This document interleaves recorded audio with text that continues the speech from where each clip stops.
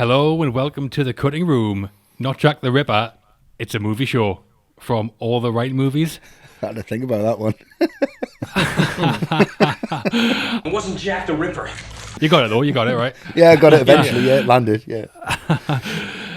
I'm John, and the two half-assed astronauts with me are Matt. Hello. And Westy. Well, hello. This episode, it's a big one. We're with Spielberg in the Atlantic as we revisit the original summer blockbuster. We're deep diving into Jaws. Mm-hmm. Yep. Big shark, big film, so we need a big opening to kick us off, and we've got just the man. Westy, why do you want to talk about Jaws? No pressure whatsoever. Wow, great. Thanks for that, mate. That's really kind of you. Because it's just an absolute classic. It was the original blockbuster. It was the original film that brought people out of the sunshine into the cinema to watch a film. They don't make them like this anymore, and I'm sick of saying it, but they definitely don't. I mean, this is just one of them films where not a lot happens, but a lot happens, and you're just so engaged from start to finish, just with character development, with dialogue, just with camera movements.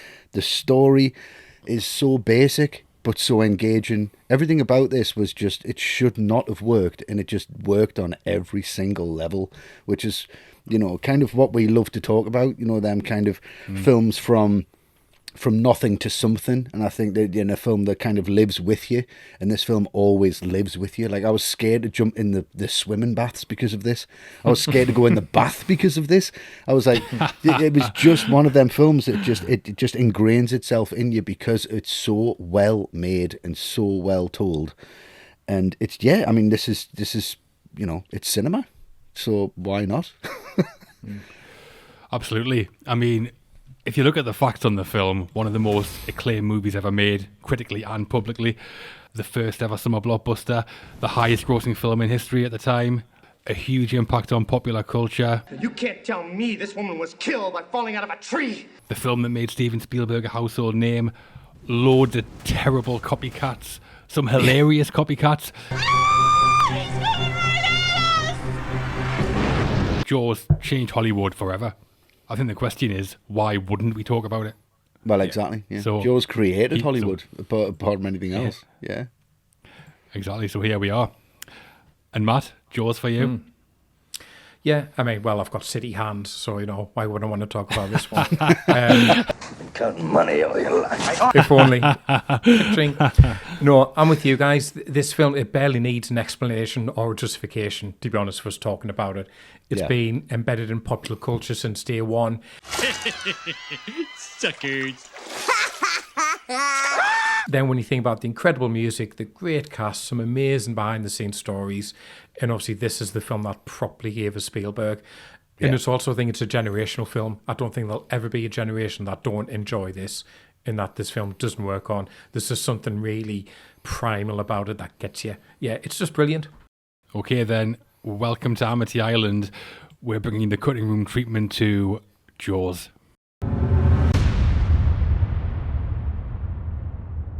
After a late-night skinny dipper, then a 10-year-old boy are mauled by a shark off Amity Island, and the mayor refuses to close the beaches, Police Chief Martin Brody joins forces with an eager ichthyologist and a grizzled old sea dog to set out and slay the beast. That bloody mayor. All his fault. He's a nightmare. Yeah, he is. He was still there in Jaws 2 as well. Unbelievable. Yeah. It's that anchor suit. That's how he gets away with it. Directed by Steven Spielberg and written by Peter Benchley and Carl Gottlieb, Jaws was produced by Universal Pictures, filmed on location in Martha's Vineyard, and stars Roy Scheider as Brody, Richard Dreyfuss as Hooper, and Robert Shaw as Quint. Nice.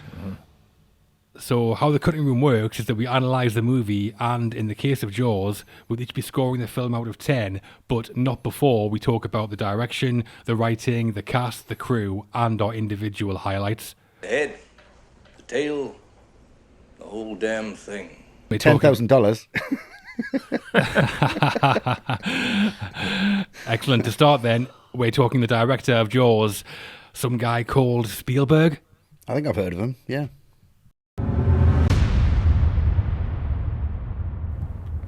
Now, before we get started on Steven Spielberg, did you know that he was not the first director of Jaws? I No, knew I that didn't. he wasn't, and I don't know who the guy was, but I know he referred to the shark as a whale, and they fired him because of it. Well, yeah, the first director Universal hired was called Dick Richards. Yeah. Richard Richards. Moby Dick Richards. Richard Richards. Yeah, exactly. He was a world-renowned photographer at the time. He directed a film called The Culpeper Cattle Co., and he was sacked from Jaws for a ridiculous reason, like you say, Westy. In meetings with the studio, whenever they talked about the great white shark, Dick Richards kept calling it a whale. So they got rid of him.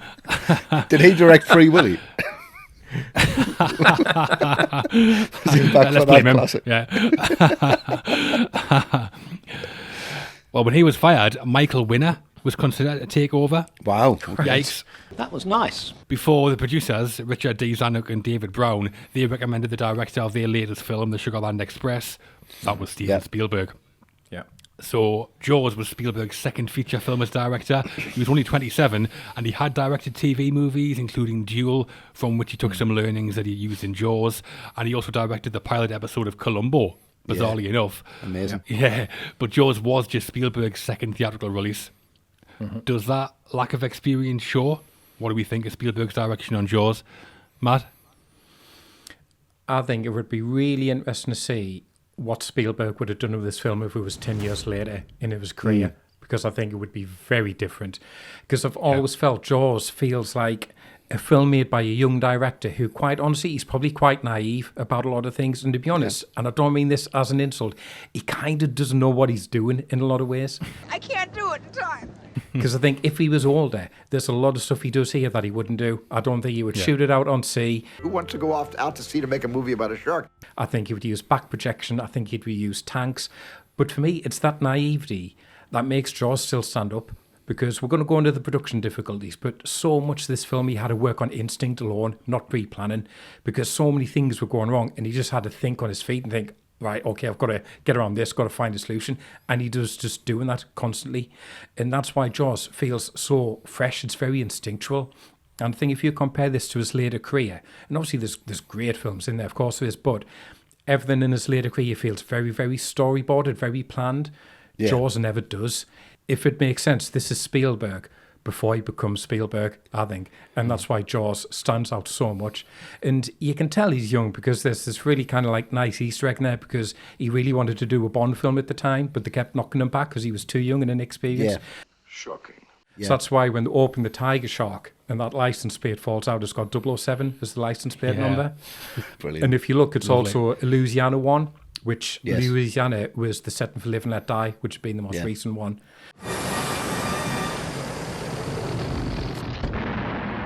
So, Nice. yeah, his work here, it's just the work of a young guy just bursting with energy who doesn't quite understand how good he really is. Yeah, I think it's classic Spielberg in some ways, like the way that he portrays a suburban American family offset against the big fantastical spectacle. There's that great scene between Brody and his son, Sean, where they're pulling monster faces at each other. Yeah. That was improvised between the actors Roy Scheider and Jay Mello, and that is classic Spielberg, the father and son dynamic. But generally, I mean, what can you say about Spielberg's work here? I think the film's legacy speaks for itself. As the first ever summer blockbuster, it changed everything. Prior to 1975, movies didn't advertise on TV very much because it was too expensive. Jaws changed all that. It is as if God created the devil and gave him Jaws. Movie merchandise wasn't a big money spinner. Jaws changed all that. Back then, movies used to open in one theatre in LA and then gradually roll out across the rest of the country. Jaws opened simultaneously in 465 cinemas, unheard of at the time, but now standard practice to do that. Highest grossing film ever, $470 million, the first to gross $100 million in the US. Smoking loge is sold out, seats downstairs in the first 7 rows only. It's a classic, I think, in every sense of the word. And yes, loads of talented people involved on the screen and behind the scenes, but it's Spielberg's film through and through. And for me, it's not just his most influential and impactful film, it's his best film as well. I think what an achievement for a 27-year-old. Ooh, steady. Wesley disagrees with that, so come on then, Wesley. Spielberg and Jaws for you? Yeah, I mean, you've just listed everything that Jaws got right. and just like, oh, this. Yeah, I mean, it is a great achievement. It is a wonderful film, but it's not one that I revisit as much as I should. And it's definitely not for me up there as like Spielberg's best films. This is his most loose film, and it works. But I think it works because of his influences. I think this works especially because of Hitchcock. I think if he hadn't been influenced by Alfred Hitchcock, this film would not exist. There's so many bits in this that just hark straight back to Hitchcock. I know he tried to meet him on a few sets. He tried to just turn up, and I know Hitchcock was a massive investor in Universal Studios at the time, and he did the voiceover for the advert that had the Jaws ride in it. Welcome to Universal Studios, where you learn Hollywood secrets. And that's why he didn't want to meet Spielberg. He's like, I've done the voiceover for the Jaws ride. I don't want to meet the fish guy. I can't do that. I'm a whore now. I've done the voiceover. The way that he utilizes camera shots in this, it's just the composition, the movement. It's the same as the Columbo episode. If you watch that, he just can't sit still. He's like a kid who's just had too much sugar. Like the introduction to Quint, that camera's like there, and the guy in the foreground move over. You can see him saying it, and he moves and clears the frame, and then you see Quint, and it moves round, and it's just this really engaging, really punching kind of kid. And he's just finding his style and finding it. And I honestly think that when Spielberg delivered this film, he was as surprised as the audience was. Yeah. Who made that? Who made that? Yeah. Was it good? Very frightening. Very tasty. What you don't see works. And Spielberg didn't know how to direct a horror film. Hitchcock did, and he saw what Hitchcock did, and he just did that in the water. And it's brilliant. I mean, it's Bodega Bay. It's exactly where the Birds is set. It's the same place. It's just got that. You've got your antagonist. He's got a fear that's not going to address the problem. It's the same as Vertigo. Oh, I can't climb high. Oh, I can't go in the water. It's got that same kind of vibe. And you know when the fishermen are throwing out the roast on the jetty, and he goes into the water, and then the jetty becomes the shark. That's a Hitchcock film. It's just turned that black and white, and that's a Hitchcock film. It is. I love that bit. Yeah. And it's that's genius. And it's like the barrels become the shark. It's what you don't see. But then everything kind of got on top of him. They've released it in 400 and odd cinemas. Everyone's gone to see it when it's sunny outside. And I think that might have got the better of him because he actually filmed the Oscar announcements, and he's like, I've got this. Oh yeah. I've got this, no problem. Get that camera on here, put it over there, do a slow push in, do the dolly zoom on me reaction when I win. Wow. Williams in the background on a violin, and he didn't get it. I didn't get it. I wasn't nominated. I got beaten out by Fellini. Well, the fact the film came out as it did is made all the more astonishing when you realise the enormous issues that Spielberg had to deal with during production. So the filming of Jaws started under the shadow of a Screen Actors Guild strike. 9 days before the start of shooting, neither Quint nor Hooper had been cast. Yeah. When shooting did start, the script wasn't finished, and Spielberg and Carl Gottlieb were writing scenes at night that they were scheduled to shoot the next day. We're all groping in the dark for a way to tell the story. Shooting out at sea caused massive problems. Spielberg wanted the horizon to be empty at all times, so if a ship appeared, they had to wait for hours until it was gone. And all the waiting around made the cast and crew go a bit stir-crazy. It's not the time it takes to take the take that takes the time. It's the time it takes between the takes that takes the time that takes the take. Yeah. And the Orca, Quint's ship, that sank at one point, not just in the film, for real. Yeah. And pretty famously, the shark, Bruce he was called, named after Spielberg's lawyer. I never called the shark Bruce, ever. I still don't. Bruce regularly did not work. Yeah, because Bruce was created by two guys, wasn't he? Bob Matty, I think one was called Joe Alves, the other guy. And like, if you look at what Matty had done 20,000 Leagues Under the Sea, to think, all right, fair enough, that fits with Jaws. But he'd also done Mary Poppins, which you think, I don't remember a shark with Mary Poppins like. Yeah. Dancing penguins. Yeah. Dancing sharks. Go penguins and Jaws. But what he did, he actually made 3 sharks, but what he hadn't done, he hadn't tested them in salt water. So every time they took them out on sea, they would just sink, and they had to retrieve them from the seabed. You ought to come down and ladle some of this shit. One more time. And that's why it's an hour and 21 minutes before you see the shark, because Spielberg literally had nothing to show people. And that's why he was coming up with workaround after workaround, because originally it was going to be in the first scene with Chrissy.